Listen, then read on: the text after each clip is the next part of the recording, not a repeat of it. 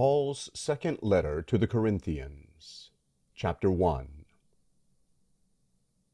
Paul, an apostle of Christ Jesus through the will of God, and Timothy our brother, to the assembly of God which is at Corinth, with all the saints who are in the whole of Achaia. Grace to you and peace from God our Father and the Lord Jesus Christ. Blessed be the God and Father of our Lord Jesus Christ, the Father of mercies and God of all comfort, who comforts us in all our affliction, that we may be able to comfort those who are in any affliction, through the comfort with which we ourselves are comforted by God. For as the sufferings of Christ abound to us, even so our comfort also abounds through Christ. But if we are afflicted, it is for your comfort and salvation. If we are comforted, it is for your comfort, which produces in you the patient enduring of the same sufferings which we also suffer. Our hope for you is steadfast, knowing that since you are partakers of the sufferings, so you are also of the comfort. For we don't desire to have you uninformed, brothers, concerning our affliction which happened to us in Asia, that we were weighed down exceedingly beyond our power, so much that we despaired even of life.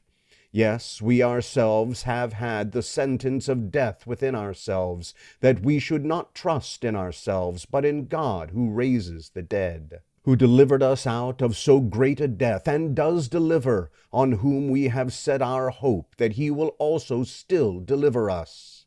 You also helping together on our behalf by your supplication, that for the gift given to us by means of many, thanks may be given by many persons on your behalf. For our boasting is this, the testimony of our conscience, that in holiness and sincerity of God, not in fleshly wisdom, but in the grace of God, we behaved ourselves in the world, and more abundantly towards you. For we write no other things to you than what you read or even acknowledge, and I hope you will acknowledge to the end.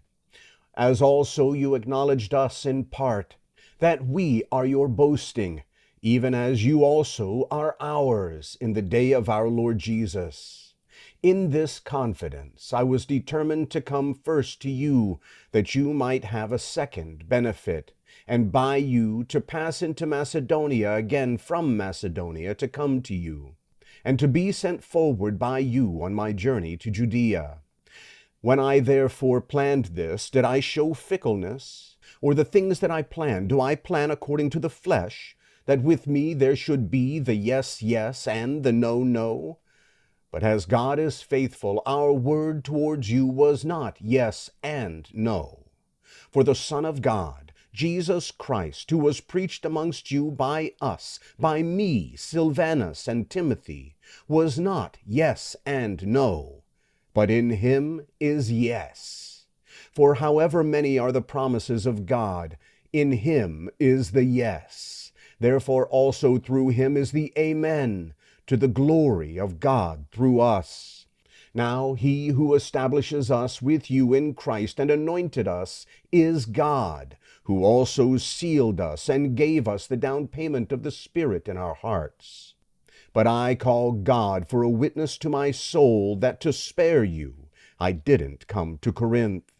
We don't control your faith, but are fellow workers with you for your joy, for you stand firm in faith.